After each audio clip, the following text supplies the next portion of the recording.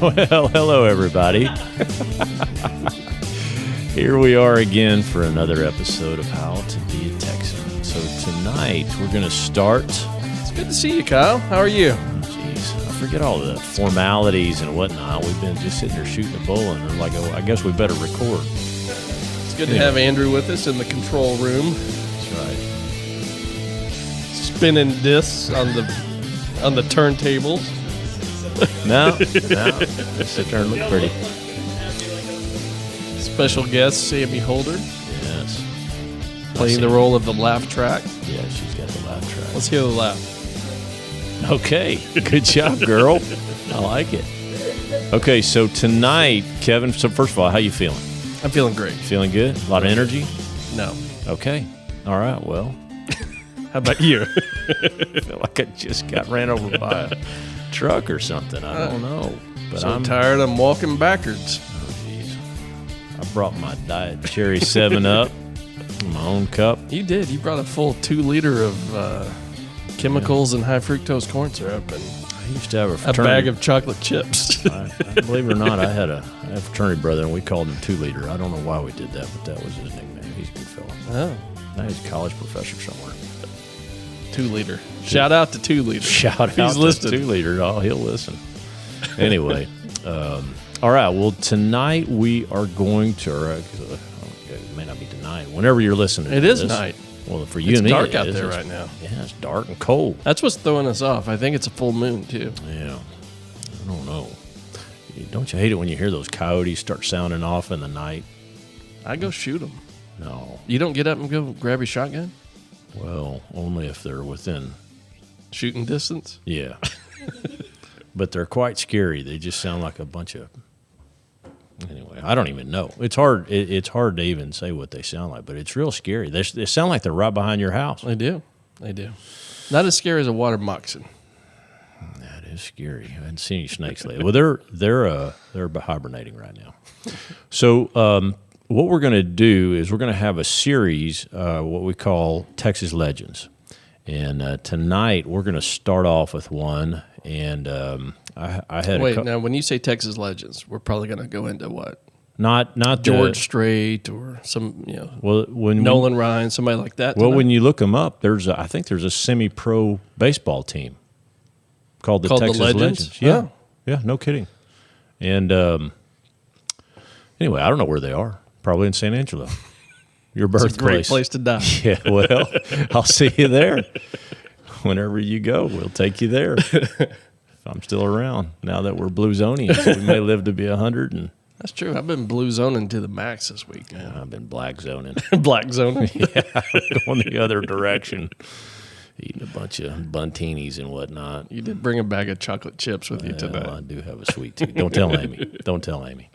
So we have this series. We call it the Texas Legends, and we're going to hit on various characters like George Strait or the Texas Rangers, not the baseball team, but the actual Texas Rangers. Mm-hmm. Nolan Ryan. What's her face that started? Mary Kay. She's in my mind. Yeah? She's a Texas. She's legend. a Texas legend? Yeah, H. Ross Perot. He's a Texas. Oh, legend. he is a legend. Oh, that dude is a legend. Yeah. You ever been to his museum over in Plano? Yeah. No. I've been to his campus, what was EDS, and now it's something else. So after he did EDS, he started Perot Systems. Yeah. Later on, and they have a campus over in Plano. And if you go in that, and I've been in there a couple times, it's owned by Dell now. Dell bought them out a while back. There is an entire wing dedicated. It's a museum of Ross Perot. Huh. And it's got I'm telling you, a whole wing. Pictures, awards, all this stuff. And you just walk through there and you kind of realize, wow. Well. You kind of think of him as this quirky, kind of squirrely guy. But right. No, dude, he did a lot of stuff. Genius, man. And as good of a patriot as we've ever seen. Yep. So... Yeah, so that'll be one that we do. But tonight, why don't you introduce what we're doing tonight, Kevin? I think we're going to talk about somewhat of I think at first we were thinking maybe it was more of an unknown legend, but I think they're more well-known than we may give them credit for. Oh, it's legit. The Von Erich family. The Von Erichs. The Von Erichs. And this is not the Von Trapp family from Sound of Music, so Kevin and I won't be singing the Good Night song. I don't see Kerry Von Erich in a field of flowers singing. No, he was a big, strong, strapping man. He was. Yes. He was. So the Von Erichs were a wrestling family, and they were legendary around Texas. And specifically, when you and I were in middle school and high school, they were it. They were. Oh, and that's when the boys were at the peak of their heyday. That's right. The Kerry and David and those guys. Yeah, Mike and Chris and those guys. Yeah. Fritz is their dad. Right. He actually went to SMU. Oh, I didn't know that. He played football at SMU. Wow. And kind of a quick story. When he got out, didn't get drafted into the NFL or the whatever it was back in that. This was back in the 60s, I think. So he goes up to Canada to try to get into the Canadian Football League. He moves to Canada. That didn't quite work out, and he happened to stumble across a guy who was like, hey, man, I'm doing this wrestling thing. And he, randomly,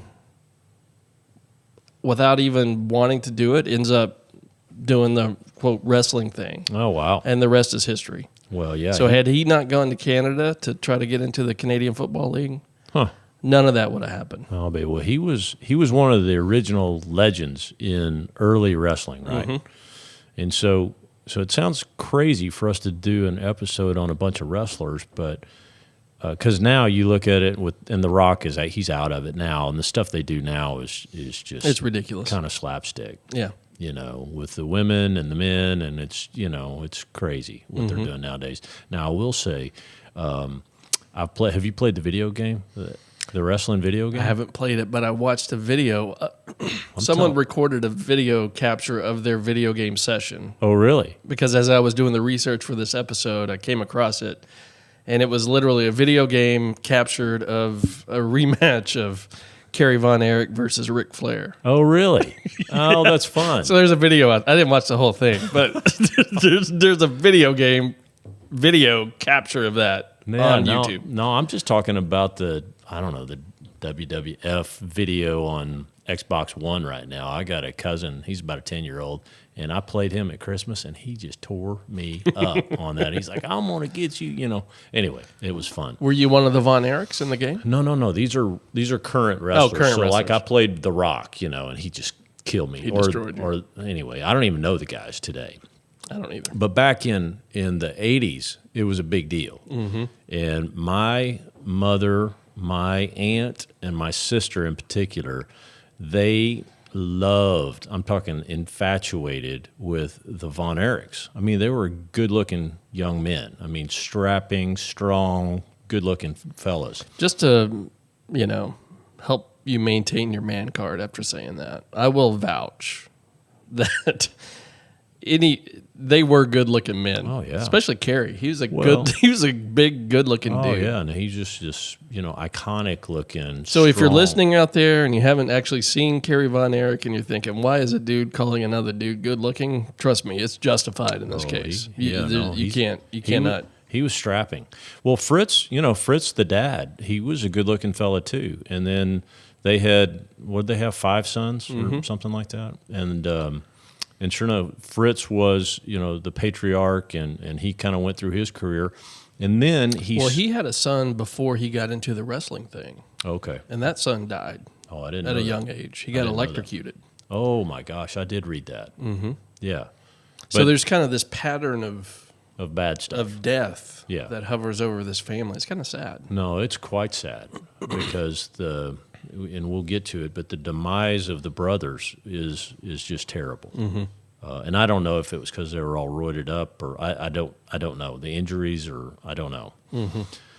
But anyway, the way my family got to where we just loved the Von Erichs was because Fritz started this wrestling company, and he would put on these promotional deals, and we had a lot of them all around Texas in the early 80s. And so my mother and aunt were senior sponsors at MacArthur High School in Irving. They both were teachers there. And this was called the World Class Championship Wrestling. Is that what it was? That's what his thing was called. Okay. The WCCW. Okay. World Class Championship Wrestling. Well, I remember 2 occasions. Mom and Louie, my mother and my aunt, they helped the senior class. And this is a big fundraiser.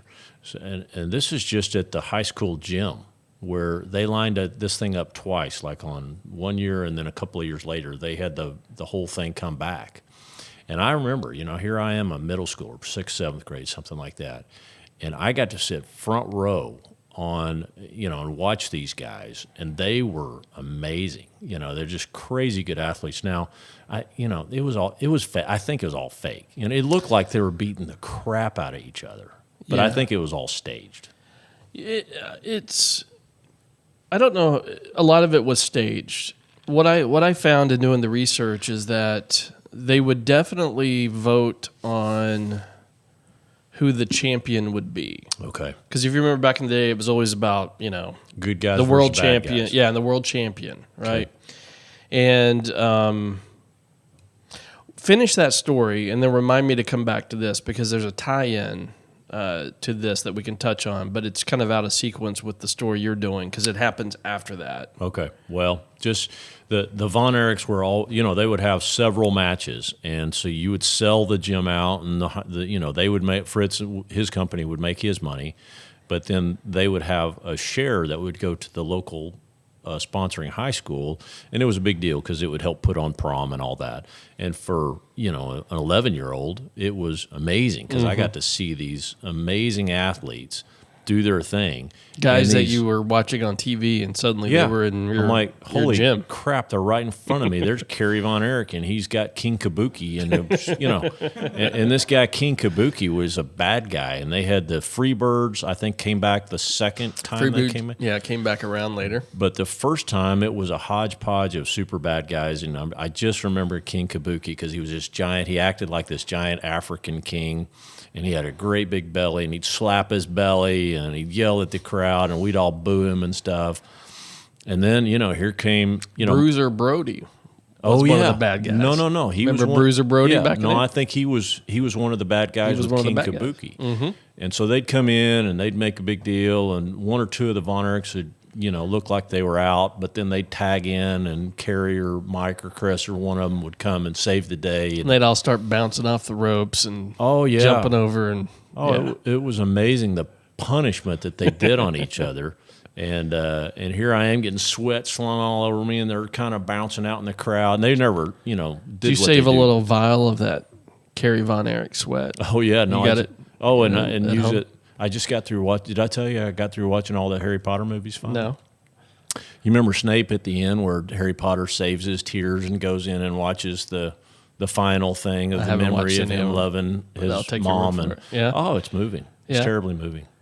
But how did he have like a vial right there that he could just go grab Snape's tears?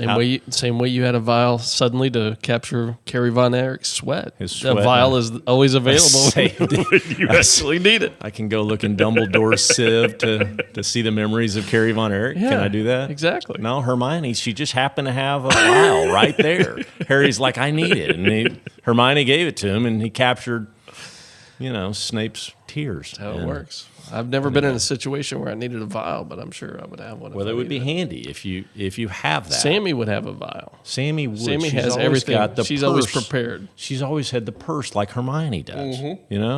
Because Hermione would carry. Remember that she'd carry around this purse and everything. She'd dig down in there and grab anything she needed. It's pretty amazing. That's my younger daughter, by the way, Sammy. Yeah, she's always prepared. So a couple of years ago, and I'm almost as my sons Luke and Cole will tell me I'm almost 50. 50. Yeah, and so I'm not there yet. But anyway, what's the number between 49 and 51? Well, you said it already. 50. You said 51. 51. Yeah, you already screwed it up. So anyway, but being almost 50, somebody challenged me, a couple of years ago. They said, "Well, you don't know anything about Harry Potter." I'm like, no. And I read all the time. And so I read all 7 of those books. Man, they were phenomenal. I had a partner that I worked with at one of these big consulting firms. She's like, you should read that. It's my favorite thing in the world. I read them all. And then this past summer, just the last couple of months, I've finished all the movies. They're amazing. They're a fantastic story. You should totally check them out. Totally do it. Yeah. It's like its own anyway, it's a neat deal. So back to the Von Erichs. So no, I did not save a vial of Carrie Von Erich's sweat. Man, that'd be worth so much. Now, today. my sister might. Yeah. My sister Lisa, she was very much in favor of Carrie Von Erich. Yeah. Because he was the big guy. Really, really strapping fella. So Not necessarily the smartest one, no, but he was like he was the biggest one. no. Mike was always the smart one. Yeah. Because when they interviewed them all, Carrie would kind of grunt back, and Mike would step up and he would say something like, And Mike was a little bit of a businessman, like his dad. Right. Fritz was a good businessman, and Right. Mike inherited that gene. yeah. And I remember hearing Chris speak too, and I thought he spoke pretty well too. But we just loved him. We just loved that family. And then so King Kabuki and what was the other guy? The other bad guy? Bruiser Brundy. Yeah, Bruiser Brody, I think. Bruiser Brody. Yeah, and I can't remember. There was always a third guy that they brought with them, and he was, I Well, then there was King Kong Bundy. I don't know if he came. He was a little bit earlier. King Kong Bundy is one that when Fritz retired, Yeah. he then started having retirement shows, is what he called them. Oh. And one of the first ones he did was fight King Kong Bundy. No. We never, I never saw him. You never saw him I at never your saw him middle live. school. Yeah, but we would even go to see them, in Dallas or Fort Worth when they were around. We would go At the Sportatorium. Yeah, we'd go to the Sportatorium and we'd see Sportatorium him. is a historical Yeah. venue that's no longer, it doesn't exist. It was leveled, Oh, by the way. okay. By that tornado we talked No, about? they just, development or whatever, they ended up tearing it down. But that building that thing had been around since, I think, the 1920s or the 1930s. Yeah. It was used for all kinds of stuff. And then I think Fritz bought it, renovated it, and made it into the Sportatorium where he had his... Built in 1935, opened in 1935, renovated in 1953, and closed in 1998, and then demolished in 2000. Demolished it. Why would you demolish a piece of Texas history like that? Because Asbestos. One word, asbestos. It's got to be asbestos. You can't have something worse. But I mean, they hadn't. That thing was used as similar to the Grand Ole Opry back in the day. No, It was. There was a thing because you had the Grand Ole Opry, and then you had the Tennessee Hayride, I think is what it was called, and then they had an event there that was very similar, and it was broadcast nationally on CBS radio out of that building. So I mean, to me, it's kind of like get rid of the asbestos, but keep the building. I mean, you don't got to blow the whole thing up, but. It's Dallas for you.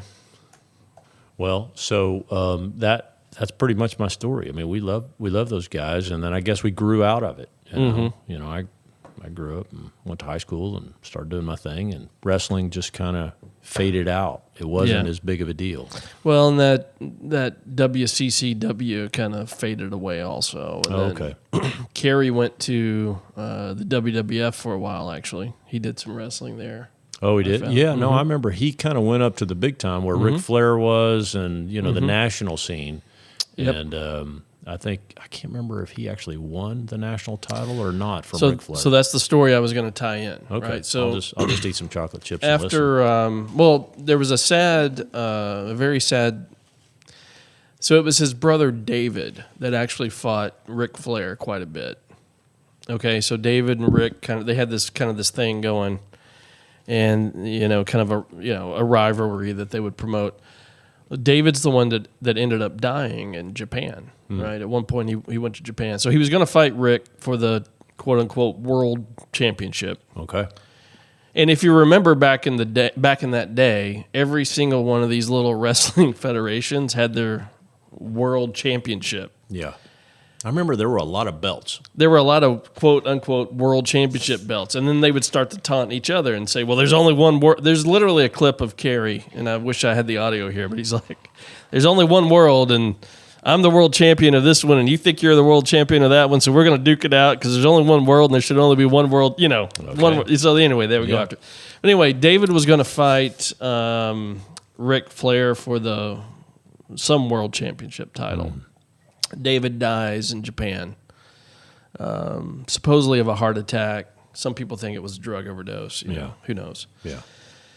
So then what happened was and this is kind of where I found in my research that a lot of it I don't think all of it was staged, but they would definitely vote on who the champion was of the league, right? And so they took a vote and they decided that they would let Kerry beat Ric Flair for the championship. Okay. Kind of in honor of, because David was going to be the champion. Right. But the concern that they had with Kerry was that he was basically a dope head. Oh, yeah. That's sad. He was. Okay. I didn't know that. And so there was a big match in Texas Stadium between Kerry Von Erich and Ric Flair. And this was kind of in honor of David, right after David's death. And the committee allowed Kerry to win that and become the world champion. Oh. Then they set up another fight between the two. I don't know, maybe a month later.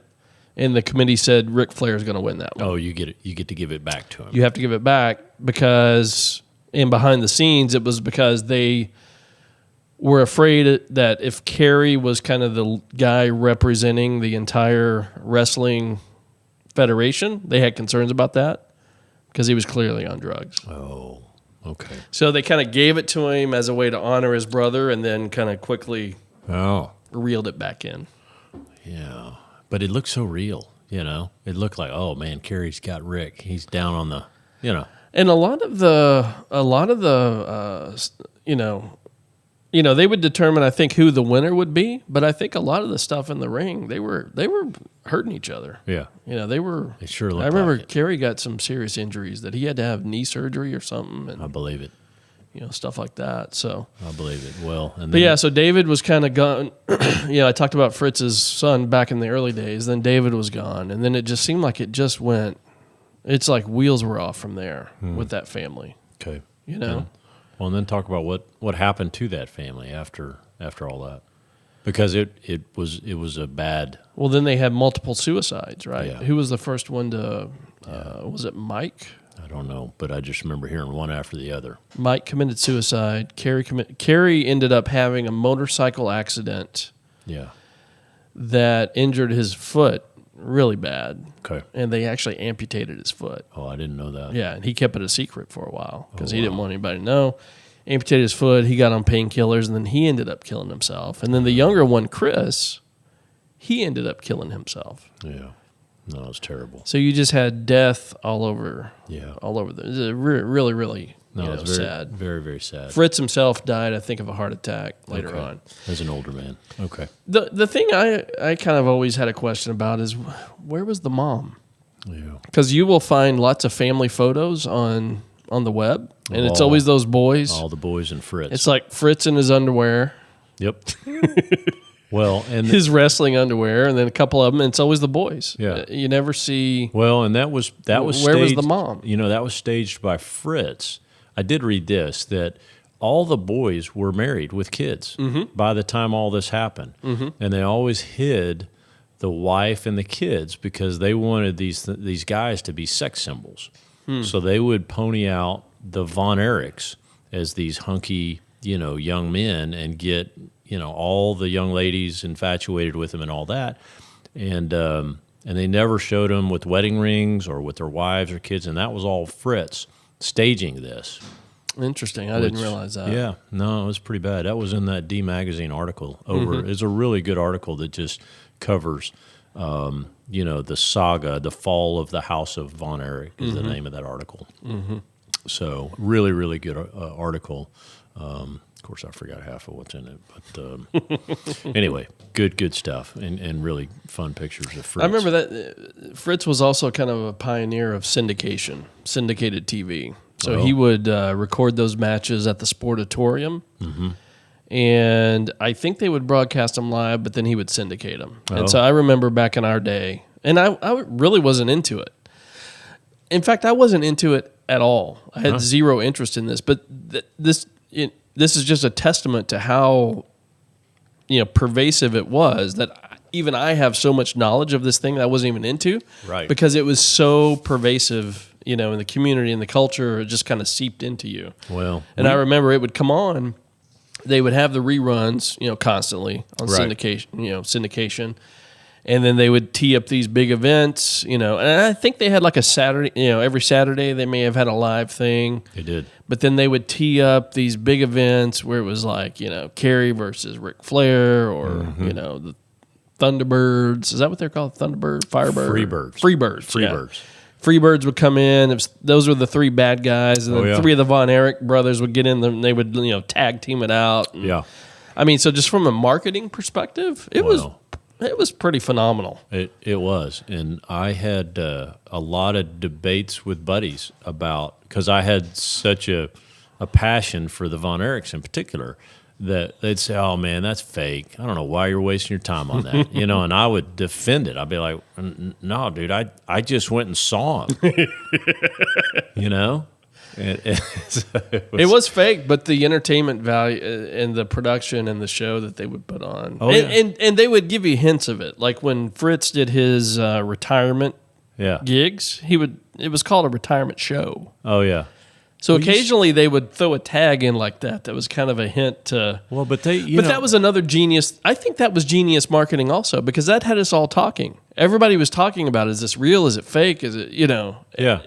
And that just helped drive the conversation even more. I'm telling you what, you see, this is 20 feet away from me as an 11-year-old, and I see King Kabuki, this giant, pick Kerry Von Erich up and slam him down on his knee like, a backbreaker.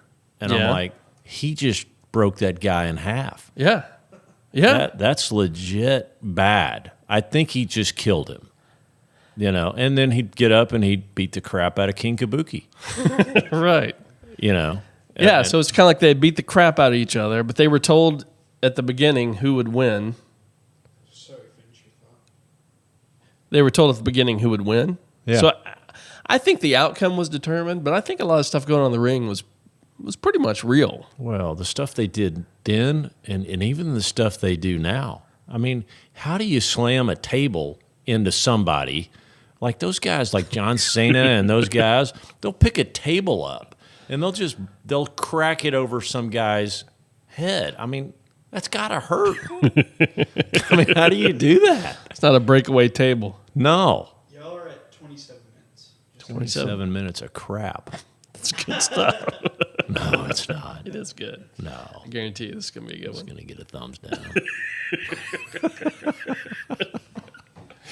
Who wants to hear about But, growing up here, that was part of the culture, right? So if you... But it's still part of a lot of people's culture. It really is. And I don't watch any wrestling. You should. I don't. You should. Do your boys watch it? Oh, no. No? Oh, no. No. Nobody watches it in my house. But I have an appreciation because these guys are really good athletes. Even now. Mm-hmm. They're all tatted up, and even the ladies are all ripped. Well, they don't have an ounce of fat on them at all. One of Carrie's daughters is a wrestler. Well, I don't know if she is anymore. Oh, really? She came back. She did a tour, and then I think she's just a regular mom now. Oh, is she? I think. Yeah, I don't know. But yeah. And from what I understand, Kevin, the brother that's still with us, I think he just chills in Hawaii now. Really? Mm-hmm. Well, that's a great place to chill. Yep. I don't even know if they have their place in Denton anymore. Huh. The family ranch was in Denton. You remember that Bing Crosby song I was singing for you last week? That's a good one. That reminds me of Hawaii. That's what Kevin Von Erich's singing every day. Sing a few bars of that for that's us. okay. Male Kalike. Sing it in your Kevin Von Erich. Well, it's kind of voice. A grunt. He just kind of grunted at you. He wasn't the speaker for the Von Erich family. He just kind of grunted at you. He'd be like, Chris, Mike, come here and speak to the media. So, Very cool. yeah. Well, this was a fun one. This was a fun thing exploring a truly a legendary family. If you go online, you'll see the most some of the more famous wrestlers of today's era. Right. Talk about the Von Erichs and Fritz and Kerry, especially. Those two are. Well, I agree. They were instrumental. I mean, these guys were amazing athletes, and if it was fake or not, you're right. It was entertaining. It was, back then. Just think about what we had as forms of entertainment. We we had Pong, on video games. That's right. The video game was Pong. Yeah, it was. It was like, hey, you want to play Pong for another? Well, no, I don't. I mean, it's so lame. Or I think we had Asteroids. Asteroids was awesome. Yeah, That was a breakthrough. but so now. Oh, and then when Pac-Man happened, that was a whole new world. Mind-blowing. Yeah. Except I still suck at Pac-Man. But yeah, no, we just didn't have that. Certainly didn't have cell phones. We had a cowbell or something. Mom would ring the cowbell and we'd have to run home. That's about it. It's about as much entertainment. And then Dick Van Dyke and Gilligan's Island and all that stuff. Well, and the Dukes of Hazzard. Oh, Between the Dukes of Hazzard and the WCCW wrestling, you know what my that was pretty much my Friday, Saturday night TV routine back then. I'm sure you probably had the same kind of thing. It was the Love Boat and Fantasy Island. dude. That was Saturday night. was every Saturday night. As a young man going through puberty, the plane. a tattoo. Yeah, Julie. that guy. You're about to talk about Julie. Oh no, Julie on the Love Boat. No. Well, Julie, I thought she was really cute, but it's just all the girls in bikinis. Here I am, a 11, 12-year-old. I'm like, it's very exciting. You watch Love Boat again? Yeah, and Mom, It wasn't Dad- even in HD back then. Imagine. No, and then cable came out then, and we got HBO, and I saw my first stuff. And you remember when what was the name of that movie where I saw my first lady? Crap. Oh, it was they just did a remake of it with Pegasus and you're not a movie. You don't remember what. Anyway, that was the age that I was obviously as a young man very curious about what all that was. So Friday night was the Dukes of Hazzard with Daisy. Daisy and her she- Daisy Dukes. She was very attractive as a young man. I thought that was very exciting. And just I like Bo and Luke, flying through the air in the General Lee. Cooter. Well, Roscoe P. Coltrane. Roscoe P. Coltrane. Yeah, and he was Boss always, Hog. And what was the name of it? He had a basset hound too. Oh yeah, Flash. Was it It's Flash? Flash. Yeah. Yeah. They just made a remake of that movie. Oh, Burt did they? Reynolds was Boss Hog. Yeah. It was pretty cheesy. I'll admit it was pretty cheesy. It wasn't near like what it was before. But Fantasy Island, Love Boat, and Dukes of Hazzard, man, those were awesome back then. But then you come home and And then it was so those were the kind of the weekly. that's But all. and the thing is, there was no DVR. You had to line up. Oh, you and had to be watch. on time. No, you on just- week or you missed it. You're like at 8:00 Saturday night. I'm going to be there watching the Love Boat. That's right.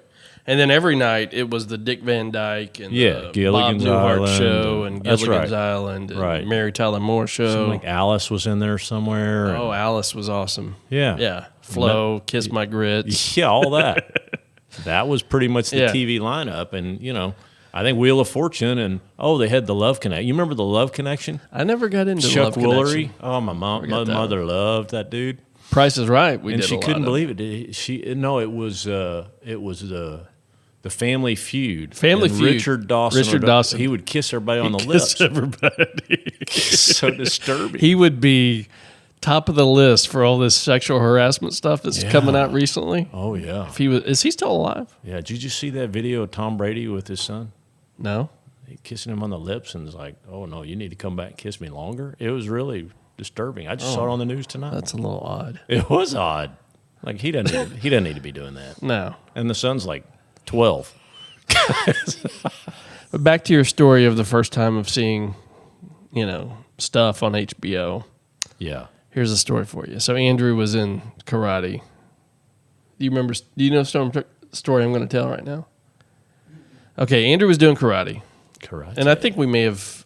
That may have been before we knew you guys. I'd like to see some of Andrew's karate moves. To be Andrew honest. has a black belt. Oh, really? Andrew does have a black belt. Better than my no belt. Actually, during- I'm wearing a belt to keep my pants up. During still. his karate phase, we were going to have a birthday party for him. He's probably 9, 10. And we had, some friends over from the neighborhood and just kind of hanging around the house. We probably, I don't know what we did. But anyway, they were going to have a sleepover. So I thought, oh, man, we'll get some Bruce Lee movies, put them on. Yeah, he was doing karate. I think another friend was doing karate. Yeah. Oh, So I get this Bruce Lee movie, and Kendra's like, "That's rated R. Are you Oh. sure?" I'm like, "It's just for the the violence of the violence. karate Yeah. and stuff like Him that." and his nunchucks. Yeah. That dude was awesome with So nunchucks. this is back on the day when we had this was a DVD, right? So I rent a DVD, Okay. which is a disc that we would look like a CD. You remember? Okay. You act like you don't remember DVDs. No. Okay. I just put 2 of them up in the attic, literally 2 days ago. So anyway, I go get these Bruce Lee DVDs, and all the boys gather around. We got some popcorn, put it in. Kendra's like, "It's rated R." I'm like, "It's just violence, whatever." Okay. Man, 5 minutes into it, full topless. Oh boy. And so and I had the remote there just in case, right? Just in case something like that happened. I had the remote ready to Right. shut it down. Right. So full topless scene and all these little boys. So I'm on the remote, like, boom, I pressed menu. You freezed it right on that? I didn't freeze it. I pressed menu, but it froze. Oh, that's a good one. It froze. And it Boys. seemed like we were sitting there for 30 minutes. Here's It's probably your- 5. Here's your first physiology. All these little guys lesson, are like, boys. That's interesting. What are those, Dad? yeah. We'll have So to I'm talk sure about, Kendra had to call the parents and apologize. we'll Just have say, to- Just we'll a heads up, we exposed all your children to Yeah, pornography. Not have- really pornography. We'll have to talk about sex talk at some point about sexual education because I've got some interesting phenomena. Anyway, yeah. Yeah, So good Andrew's stuff. still scarred to this day. Hey, quick update. Just for fun, I thought you'd get a kick out of just a winter update on the ranch. We lost a chicken. What happened? I don't know. I think a raccoon caught it. Oh, it's gone. No, it got eaten. Did you find the body? No, there's a puff of feathers in the chicken house. So now I got to close them up at night. So I'm down from 9 to 8. So your chicken that wandered over, I think, just got eaten by a raccoon. So there's a couple scenarios. That's why I ask. There's a couple scenarios. One is you find the puff of feathers. That's one of them. The most disturbing one is literally the headless body. Oh no, I haven't found that. That yet. you will. This will happen to you. Just Okay. be prepared. All right. The headless body. There's some. I don't know if it's skunks or somebody said it was skunks that do it. Okay. But they'll get the chicken and they'll just take the head off and Oh Yeah, just no. leave the body. no, So you'll walk out there. You're going to find a headless chicken. At my one neighbors had that happen. Kathy Yeah. and Patrick have had that happen. And then just FYI, the bull calves are ready for their point. Castration. I'll Yes. sharpen the knives up. We'll head over there. Well, I think I'm going to prefer the rubber band mode. Yeah. I think you rubber band them. It's a little less medieval, I think. Oh, yeah, I like this idea. You need to get a cowboy over there. Who's that guy up the street from you that enjoys these things? Oh yeah, no, we could get him to You help. need to get a real That cowboy he- over there. And then just a bee update. You know, I'm a little worried about my bee. This is the time of year when they tend to starve to death, and so I've been feeding them like crazy. So What do you feed a bee? a sugar syrup. It's a Just get a little pair of tweezers and feed each individual bee, or what? little mini fork and Or is it no. just every bee for himself, natural selection? No, I've got these jars that I put and I tip on these bee feeders, and I mix this real heavy sugar syrup up and give it to them, and they tend to do pretty well. But I starved 4 of my hives last winter, and it was just awful. I felt terrible. Starved them to death. Obesity must run rampant Well, they need to, if they're only eating sugar. yeah, but then they turn it into They turn it into honey. that I good think. honey. Yeah, it was a joke thing. Oh, cue the laugh track. No, I think you're onto something, actually. So you're telling me that honey is their poop then? It's exactly what it is. It's more like their vomit, to be honest. Oh, that's right. It is vomit. Yeah, it is their- vomit. I know that's nasty. It's some I'd good. rather eat vomit than poop. Well, it's some good tasting. Well, that's good to know, Andrew. I'm going to quote you on that. I'd rather eat vomit than poop. Andrew Holder. Order this much you like.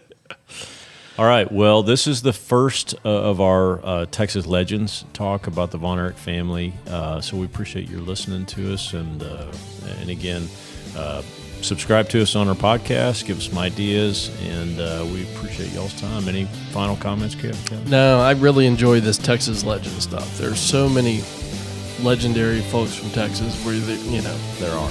people may think the Von Erichs and wrestling is kind of hokey, but, they had an impact. You know? They did. But then you got historical figures, and you got famous musicians. So I'm really looking forward to this series of episodes that we're going to do on these topics. Yep. Okay. Well, you guys take care, and we'll talk to you soon. Adios.